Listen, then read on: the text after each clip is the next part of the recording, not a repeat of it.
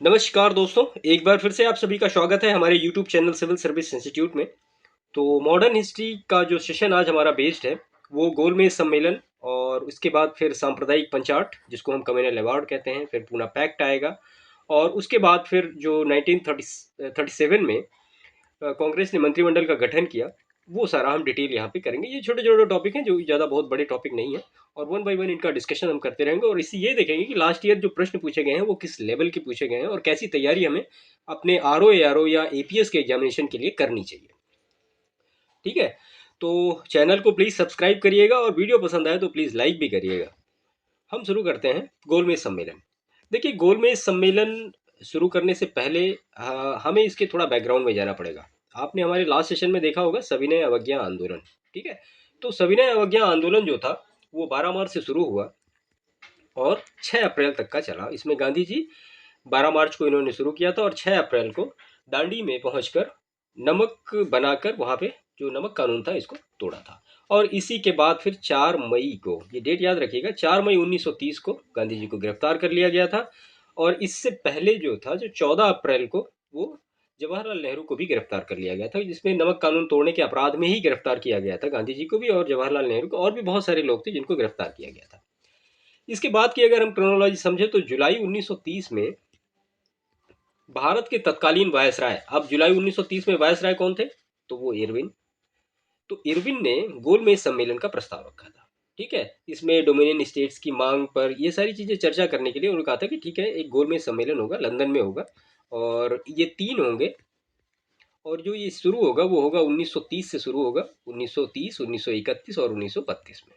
ठीक है, तो ये सारी चीज़ों की चर्चा करने के बारे में रखा गया था, आ जाएगा। लेकिन अगर इसके मेन इंपॉर्टेंट चीज़ को हम देखें तो साइमन कमीशन जो आया था भारत में, उसकी रिपोर्ट उसने अपनी पब्लिश की थी। उस रिपोर्ट पे चर्चा करना और संवैधानिक मुद्दों पर चर्चा करने के लिए गोलमेज सम्मेलन का आयोजन किया जा रहा था लंदन में। ठीक है, तो ये होना था इसमें। अब इसमें जो प्रथम गोलमेज सम्मेलन का आयोजन किया गया, इसमें कांग्रेस और अधिकांश व्यावसायिक संगठन ने इस सम्मेलन का बहिष्कार किया। क्यों किया? एक तो गांधी जी उस समय जेल में थे, तो कोई जो बड़ा नेता था वो जाने वाला था ही नहीं, तो वो बहिष्कार उन्होंने किया कि हम नहीं जाए। इसके बाद मुस्लिम लीग, हिंदू महासभा, उदारवादियों और दलित वर्ग, और उसमें उसके बाद फिर भारतीय रजवाड़ों के कुछ प्रतिनिधि जो थे, ये जो पहला राउंड टेबल कॉन्फ्रेंस हुआ था लंदन में, वहां पे गए थे।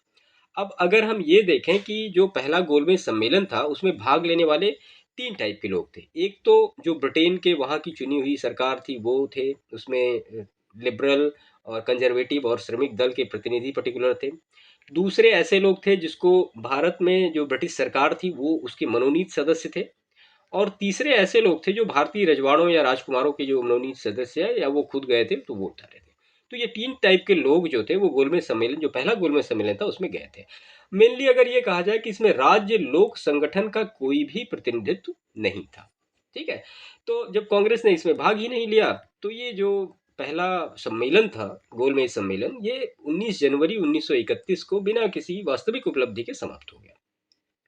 अब कांग्रेस को गोलमेज सम्मेलन में लाना था। ठीक है, गांधी जी को तुरंत जेल से रिहा किया गया। किस दिन रिहा किया गया? तो 25 जनवरी 1931 को गांधी जी को रिहा किया गया और गांधी इरविन समझौता हुआ।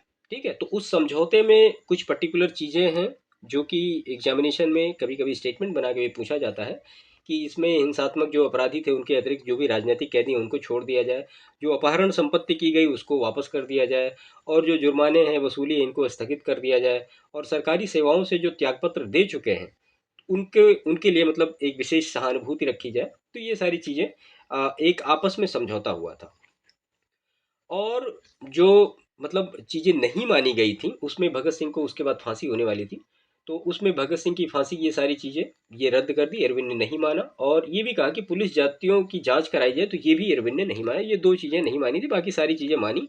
और उसके बाद जब इरविन ने ये सारी चीज़ें मानी तो फिर कांग्रेस तैयार हुई सेकंड गोलमेज सम्मेलन में जाने के लिए। इसके बाद फिर जो गांधी जी थे वो के मतलब कांग्रेस के एक मेन प्रतिनिधि थे, तो वो जो है 29 अगस्त 1931 को कहाँ के लिए रवाना हुए? लंदन के लिए रवाना हुए। राजपुताना यानी एसएस राजपुताना एक जहाज था, उसी जहाज पर बैठकर ये गए थे। और इनके साथ उसमें महादेव देसाई, मदन मोहन मालवीय, देवदास गांधी, घनश्याम दास बिरला और मीराबेन, ये लोग साथ में गए थे।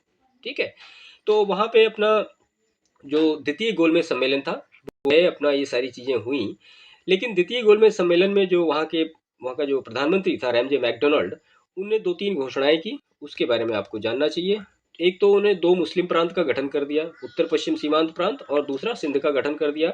और एक चीज़ कही कि भारतीय सलाहकारी परिषद की स्थापना की गई और उसमें 3 विशेषज्ञ समितियाँ बनाई गई, वित्त के लिए, मताधिकार के लिए और राज्यों संबंधी समितियों का गठन किया गया।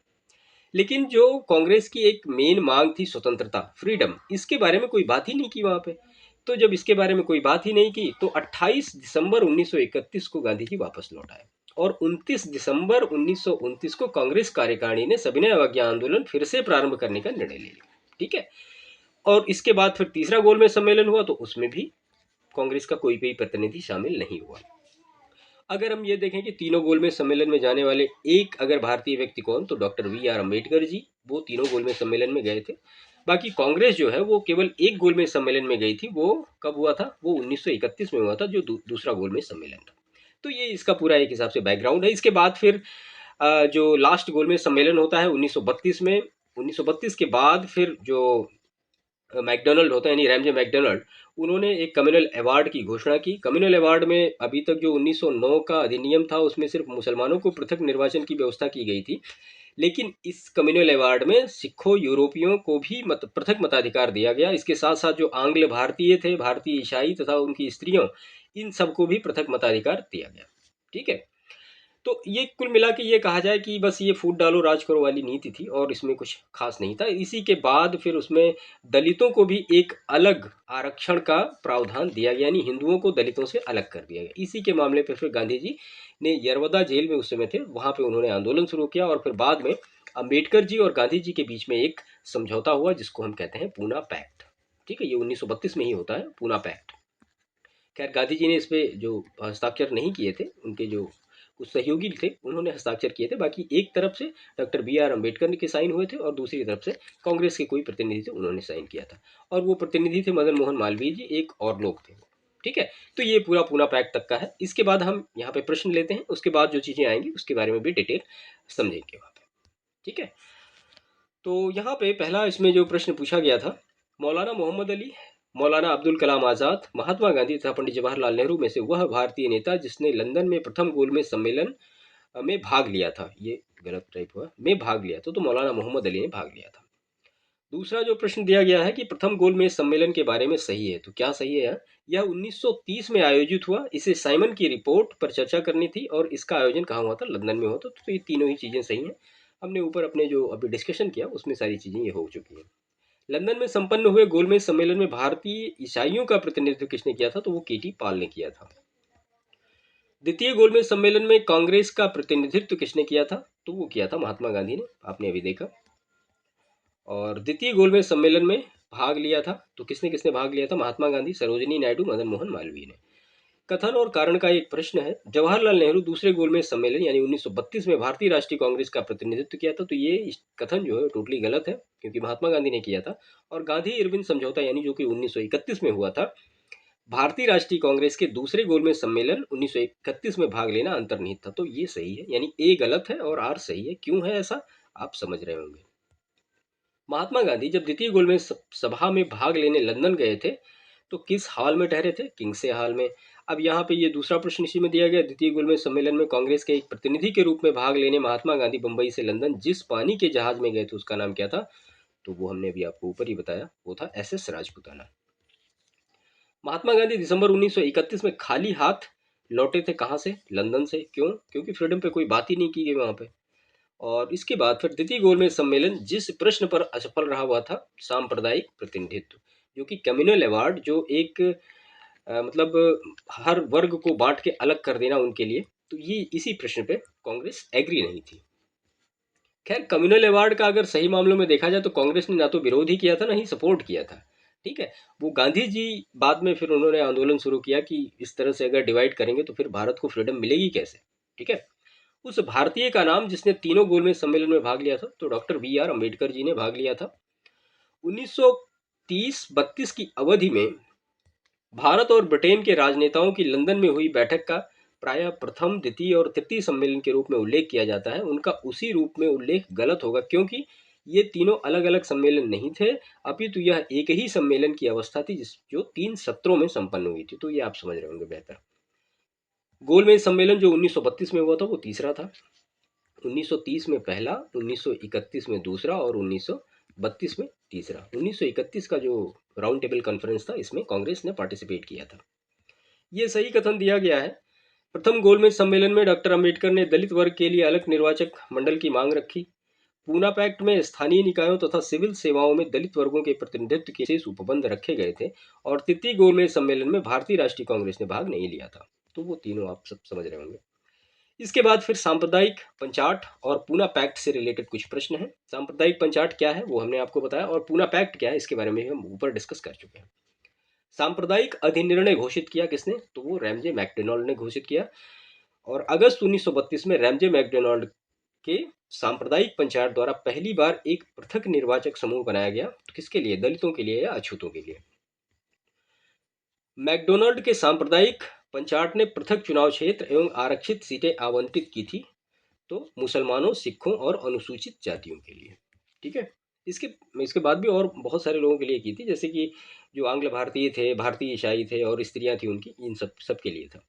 1932 में महात्मा गांधी ने मरण पर्यंत उपवास प्रधानतया इसलिए किया था कि रैमजे मैकडोनाल्ड ने सांप्रदायिक अधिनिर्णय यानी कम्युनल अवार्ड की घोषणा की थी। इसी के लिए उन्होंने मतलब उपवास किया था।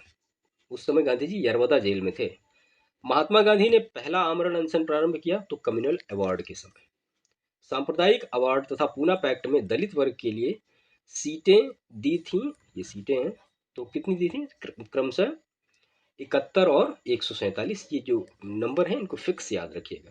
पूना समझौते का उद्देश्य क्या था? तो दलित वर्ग को प्रतिनिधित्व देना। इसके बाद कथन है, कारण है, पूना पैक्ट ने कम्युनल अवार्ड के उद्देश्य को धाराशाही कर दिया। सही है। और कारण उसका दिया है कि उसके माध्यम से संसद एवं विधानसभाओं में अनुसूचित जातियों एवं जनजातियों की सीटों का मार्ग प्रशस्त हो गया। तो ये दोनों ही स्टेटमेंट सही हैं, और जो कारण है वो कथन की पूरी तरीके से व्याख्या करता है। श्री बी आर अम्बेडकर व गांधी जी के बीच एक समझौता हुआ था जो कहलाया क्या? पूना समझौता 1932। कई बार क्रोनोलॉजी फिट करने के लिए आता है, तो इसके बारे में थोड़ा याद रखिएगा अच्छी तरीके से। पूना पैक्ट पर हस्ताक्षर किए थे किसने? तो सांप्रदायिक अधिनिर्णय के विरुद्ध गांधी जी के आमरण अनशन के बाद पूना समझौता 24 सितंबर 1932 को हस्ताक्षर हुआ था। इस समझौते पर गांधी जी के समर्थकों एवं अंबेडकर के समर्थकों ने हस्ताक्षर किया था। गांधी जी ने इस पर हस्ताक्षर नहीं किया था। ठीक है।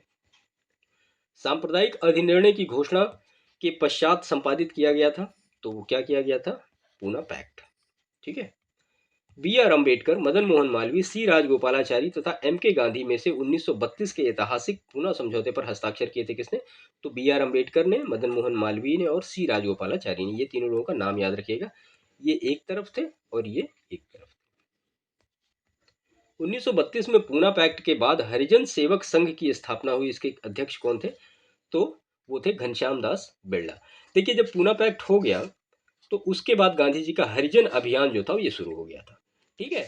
क्योंकि गांधी जी ये नहीं चाहते थे कि ये पूना पैक्ट हो, और इसी के बाद अखिल भारतीय अस्पृश्यता विरोधी लीग का गठन किया था किसने? 1932 में महात्मा गांधी ने। ये आप ऑर्गेनाइजेशन का नाम नोट कर लीजिएगा प्लीज, अखिल भारतीय अस्पृश्यता विरोधी लीग।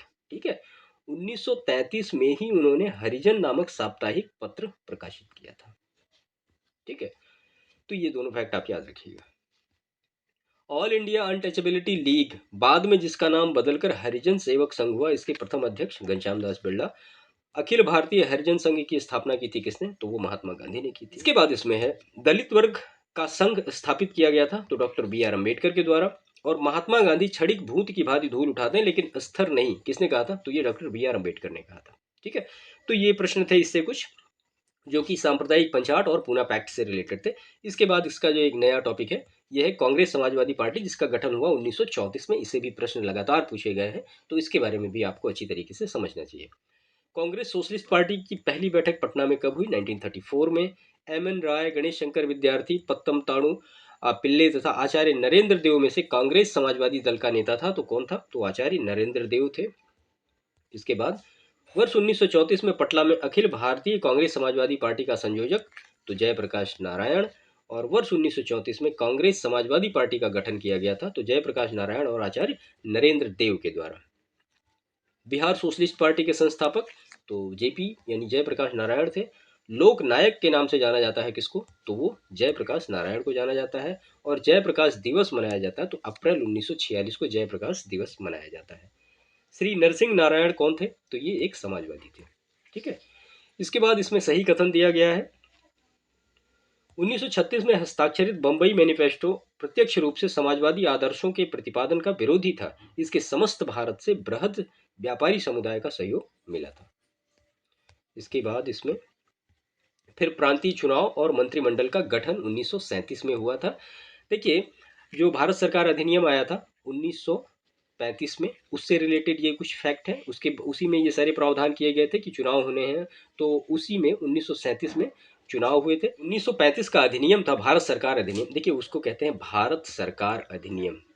ठीक है, उसको भारत शासन अधिनियम नहीं कहते हैं। कई बार मैंने बुकों में भी देखा इस तरह से लिखा जाता है 1935, तो ये थोड़ा गलत, इसको थोड़ा आप ध्यान रखिएगा। वो भारत सरकार अधिनियम है 1935 का।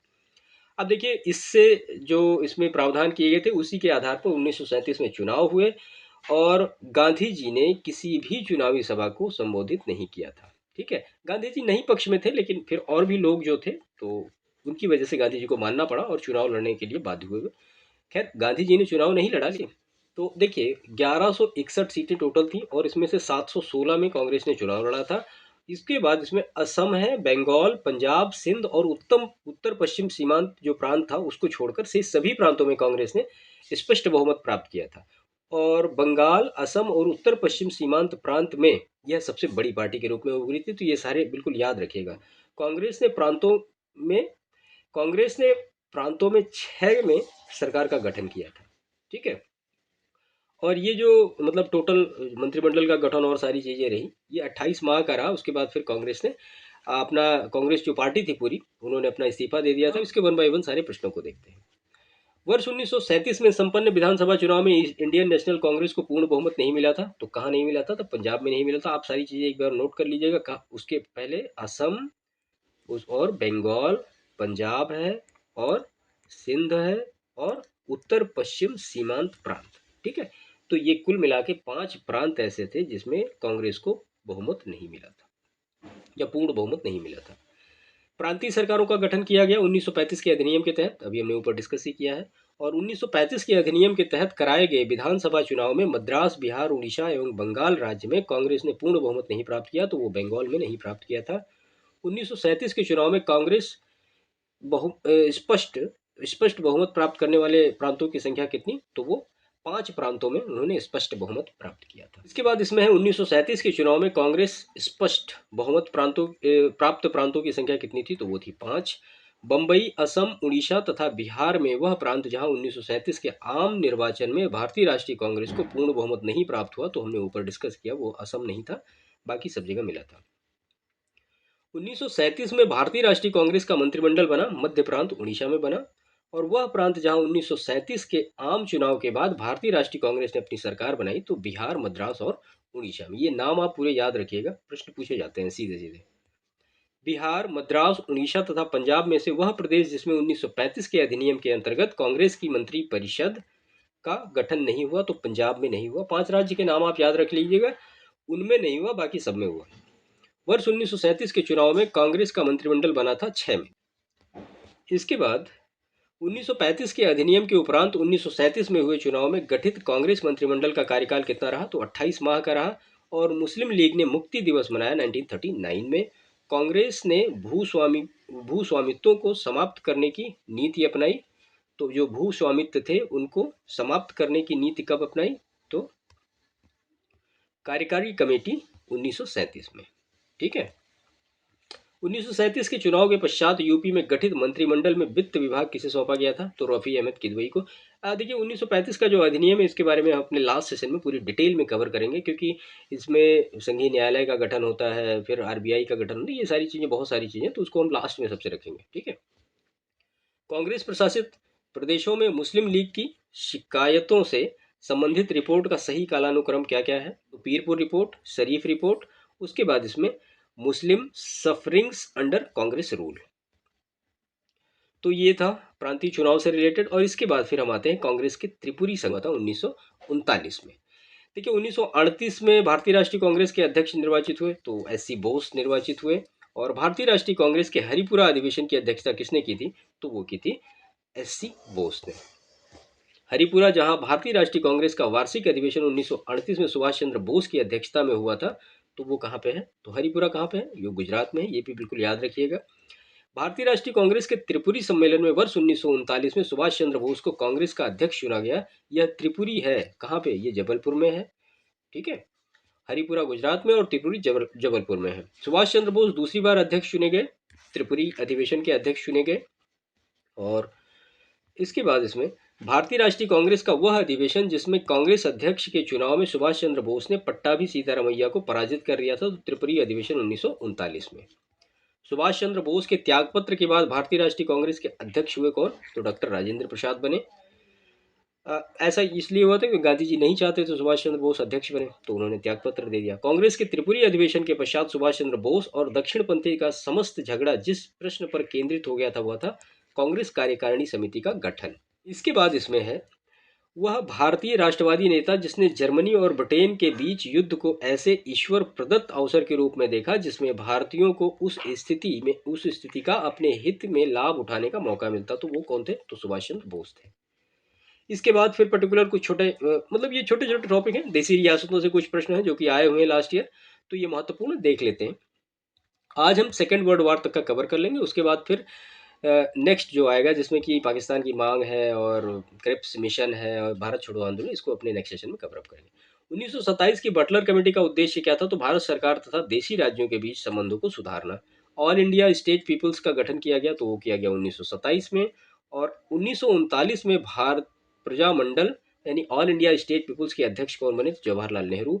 और वह भारतीय संघ में रजवाड़ों का विलय अधिकाधिक हुआ, तो कब? वो हुआ 1947 में। ठीक है, इसके बाद राज्यों का विलयीकरण जिसके नेतृत्व में हुआ? तो वो सरदार पटेल के नेतृत्व में हुआ। अन्य रजवाड़ों के भारत में विलय के बाद भी जिन 3 राज्यों ने भारत में शामिल होना विलंबित किया था वो कौन कौन थे? तो वो एक तो था जूनागढ़, हैदराबाद और जम्मू और कश्मीर। तो इन तीनों के नाम आप याद रखिएगा। जम्मू कश्मीर भारत का अभिन्न अंग कब बना? तो वो बना 26 अक्टूबर 1947 को। भारतवर्ष के विभाजन के समय ब्रिटिश भारत के पंजाब, असम, बंगाल तथा बिहार में से वह प्रांत जिसमें एक संयुक्त एवं स्वतंत्र अस्तित्व के लिए योजना सामने रखी थी, तो किसने? तो वो पंजाब ने रखी थी। और देसी रियासतों में से यथावत समझौते का पक्षधर कौन था? तो हैदराबाद था। इसके बाद फिर सेकेंड वर्ल्ड वार से कुछ छोटा सा टॉपिक है, ज़्यादा कुछ पूछा नहीं गया, तो हम यहाँ पे देख लेते हैं इसको भी आज। द्वितीय विश्व युद्ध से संबंध भारतीय राष्ट्रीय कांग्रेस की नीति क्या थी? तो पूर्ण स्वतंत्रता का आश्वासन मिलने पर ब्रिटेन को सहयोग देना। ठीक है, लेकिन ऐसा हुआ नहीं था। उसके बाद फिर कथन और कारण के प्रश्न दिए गए हैं। तो कथन है द्वितीय विश्व युद्ध में भारतीय राष्ट्रीय कांग्रेस ने अंग्रेजों को सहयोग प्रदान किया। कारण इसका दिया है क्योंकि उन्हें पूर्ण स्वराज प्राप्त होने की आशा थी। ठीक है, तो यहाँ पे ए और आर जो है दोनों ही असत्य है। ये आर ए और आर दोनों गलत स्टेटमेंट दिए गए हैं, पूर्ण सहयोग नहीं प्रदान किया था। उसके बाद फिर से एक कथन और कारण का ही प्रश्न है। तो वर्ष 1939 में सभी प्रांतों में कांग्रेस मंत्रिमंडल ने त्यागपत्र दे दिया था। इसका कारण क्या है? कांग्रेस ने द्वितीय विश्व युद्ध के संदर्भ में वायसराय के जर्मनी के विरुद्ध युद्ध घोषित कर देने के निर्णय को स्वीकार नहीं किया था। तो ए और आर दोनों सही है और आर जो है ए की सही व्याख्या करता है। उसके बाद फिर द्वितीय महायुद्ध समाप्त हुआ, तो 1945 में समाप्त हुआ, आप जानते हैं। और द्वितीय विश्व युद्ध के समय ब्रिटेन का प्रधानमंत्री कौन था? तो ये विंस्टन चर्चिल था, ये प्रधानमंत्री था। ठीक है, तो ये आज हम यहाँ तक रखते हैं। उसके बाद फिर पाकिस्तान की मांग और जो नेक्स्ट टॉपिक इससे हैं तो उसको हम अपने नेक्स्ट सेशन में कवर अप करेंगे। ठीक है, तो आज हमने यहाँ पे कम से कम 4-5 टॉपिक एक साथ किए हैं, जिसमें कि सबसे जो पहला हमारा रहा वो राउंड टेबल कॉन्फ्रेंस के बारे में डिटेल रहा। उसके बाद फिर कम्युनल अवार्ड के बारे में, और उसके बाद पूना पैक्ट के बारे में हमने देखा। फिर कांग्रेस समाजवादी पार्टी के बारे में हमने देखा, और फिर जो मंत्रिमंडल का गठन हुआ 1937 में उसके बारे में डिटेल देखा, और जो कांग्रेस का त्रिपुरी अधिवेशन हुआ उसके बारे में डिटेल देखा, और जो कुछ देसी रियासतें थीं उसके बारे में डिटेल देखा, और फिर जो सेकंड वर्ल्ड वार हुआ उससे रिलेटेड जो लास्ट ईयर के प्रश्न पूछे गए हैं यूपी पीसीएस में या यूपी ट्रिपल एससी में, वो सारे हमने यहाँ पे कवर किए हैं। तो इतना आप इसमें कर लीजिए। बाकी जो हमने आपको स्टार्टिंग में बताया, जो एक कंसेप्चुअल एक बेस है उसको आप अच्छी तरीके से सुन लीजिएगा। जो चीज़ें उसमें आपको भूल रही हैं आप उनको याद कर लीजिएगा। तो देखिए जो कॉन्सेप्चुअल पहले का होता है वो लिंकिंग करने में मदद करता है। एक चीज़ को दूसरी चीज़ से जब तक जोड़ेंगे नहीं, आप इतिहास या कोई भी सब्जेक्ट को अच्छी तरीके से याद नहीं कर पाएँगे। फिर आप पढ़ते रहिए 4 दिन बाद सब भूल जाएगा। ठीक है? अब अगर हम छोटा-सा यहाँ पे उदाहरण ले लें कि गोलमेज सम्मेलन, मान लिया हम ऐसे पढ़ रहे हैं, गोलमेज सम्मेलन क्या है? भाई गोलमेज सम्मेलन लंदन में बुलाया गया। क्यों बुलाया गया? अब जब ऐसे आप अपने आप से ही प्रश्न करेंगे क्यों बुलाया गया? तो फिर आपको साइमन कमीशन के बारे में डिटेल करना पड़ेगा। है ना? तो साइमन कमीशन के बारे में जब आप पढ़ेंगे तो आपको दिमाग में फिर ये आएगा कि साइमन कमीशन का गठन क्यों हुआ? तो फिर आप उसमें मॉन्टेग्यू चेम्सफोर्ड जो एक्ट हुआ 1919 में हुआ, उसके बारे में आपको पढ़ना पड़ेगा। तो इस हिसाब से अब आप फिर मॉन्टेग्यू चेम्सफोर्ड अवार्ड 1919 में ही क्यों आया? तो फिर आपको जो फर्स्ट वर्ल्ड वॉर हुआ उसके बारे में डिटेल पढ़नी पड़ेगी। फिर जो क्रांतिकारी आंदोलन चल रहे थे बीच में 1905 से लेके 1913-12 तक 16 तक का, तो उसके बारे में आपको डिटेल करनी पड़ेगी। उसी में आपको जो होम रूल लीग था वो पढ़ना पड़ेगा, फिर मुस्लिम लीग का गठन आपको पढ़ना पड़ेगा, फिर स्वदेशी आंदोलन पढ़ना पड़ेगा और इन सारी के बीच में फिर कांग्रेस का विभाजन भी उसी बीच में हुआ, तो वो सारी चीज़ें आपको पढ़नी पड़ेंगी। तो ये जो एक क्रोनोलॉजी बन रही है या जो एक लिंकिंग बन रही है, ये आपको मदद करती है चीज़ों को याद रखने में। ठीक है? जब इस तरह से आप खुद अपने हिसाब से बोलना शुरू कर दीजिए, तो फिर समझिए आपको इतिहास समझ में आ रहा है, अच्छी तरीके से चीज़ें आपके दिमाग में बेहतर तरीके से बैठ रही हैं। अदरवाइज़ फिर आप रटते रहिए और रटने में क्या होता है ना कि अगर मान लिया प्रश्न आ गए, मान लिया मॉडर्न हिस्ट्री से 15 से लेके 18 तक के प्रश्न आ गए, तो अगर आपने पूरा रट्टा मारा है, तो आप इसमें से 8-10 प्रश्न सही कर पाएँगे, लेकिन जो एग्ज़ामिनेशन क्वालीफाई कराने वाले प्रश्न होते हैं, उसमें फिर आप थोड़ा फँस जाएँगे, फिर दिक्कत होगी। इसीलिए चीज़ों को थोड़ा समझ के करिए, आराम से करिए। कोई ज़रूरी नहीं है कि जल्दीबाज़ी में सब कुछ एक साथ ही निपटा दीजिए, ठीक है? तो चीज़ों को समझिए, फिर करिए। अपने आप से आप प्रश्न करिए कि कांग्रेस का त्रिपुरी अधिवेशन क्यों हुआ? हरिपुरा अधिवेशन क्यों हुआ? हरिपुरा और त्रिपुरी दोनों अधिवेशन में जो सुभाष चंद्र बोस थे, वो क्यों जीते? तो इस तरह से प्रश्न आप अपने आप से करिए और अगर आप किसी भी प्रश्न में अगर आप किसी भी प्रश्न में थोड़ा-सा भी आपको संदेह होता है, तो प्लीज़ आप हमें कमेंट करके पूछिए। हम जहाँ तक हो सकेगा, जो आपकी जिज्ञासा है, उसको शांत करने की कोशिश करेंगे। ठीक है? तो इन्हीं शब्दों के साथ इस सेशन को समाप्त करते हैं। बाकी मिलते हैं किसी नेक्स्ट सेशन में। तब तक के लिए आपका धन्यवाद। Thank you.